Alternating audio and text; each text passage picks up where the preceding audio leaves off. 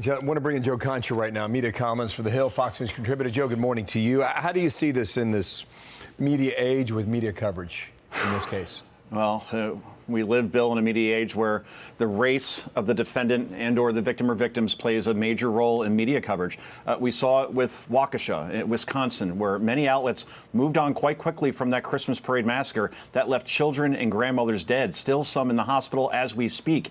And that seemed to be because of the race of the suspect and not jiving with the desired narrative of some in traditional media. And here, the Kim Potter trial, if precedent is any indicator, will largely be seen, unfortunately, through the prism of race. Potter is white, obviously. The man killed, Dante Wright, is black. He had a warrant out for his arrest, per Mike Tobin's report. He did appear to resist arrest in this case. Obviously, that doesn't justify any sort of shooting here. But Potter thought she was reaching for her taser. Instead, it was her gun. Fortunately, there is body cam footage here, complete with audio, so you could hear her genuine shock that she used her gun instead of her taser, and less ambiguity is always a good thing. Still, this is Minneapolis. To Tobin's report, tensions are still very high given the George Floyd case. A Black Lives Matters activist, Bill, was already arrested recently, or at least charged with attempting to intimidate the judge here. The jury is mostly white, which if Potter is acquitted in some capacity, will be blamed for making the wrong decision, again, unfortunately, because we view everything, it seems, through the prism of race. The one thing I would add, there is body cam video of this, and there was audio on it too, and she's saying taser, taser, and she grabbed the wrong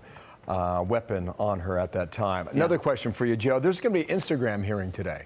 On the Hill, the head of it is Adam Mosseri, I think I'm saying that right, about the potential harm that Instagram exacts on American teenagers or teenagers around the world.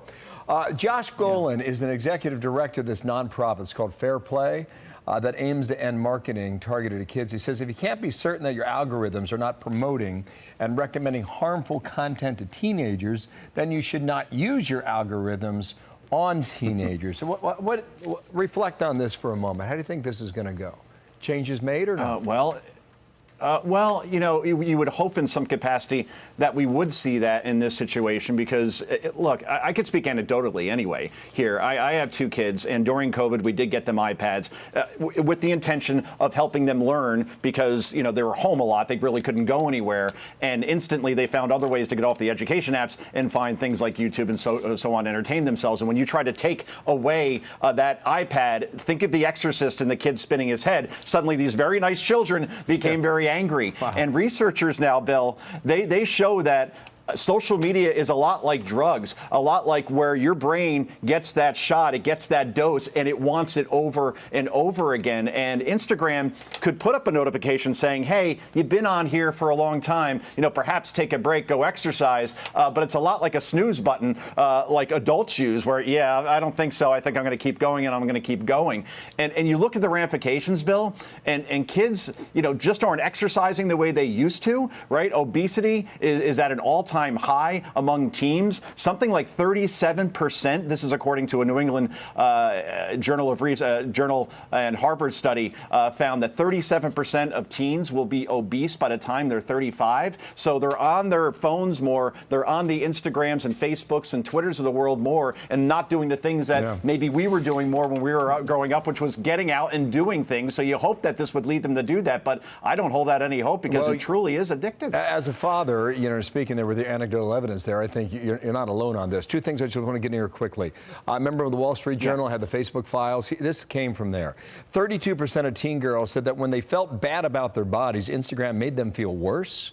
Comparisons on Instagram can change how young women view and describe themselves. So here are the new Instagram features. Take a break. That will allow users after prolonged viewing sessions. Parental controls will allow parents to monitor usage and set time limits. I think it's all very important. Parental Educational Hub will control launching in it launches in March, and it's an educational hub for parents there. So they're making changes internally to see whether or not that is satisfactory for the lawmakers today. Joe, nice to see you, sir. We'll talk soon. Joe Great to see you, Bill. Thank you, Have a good Joe. one. You bet.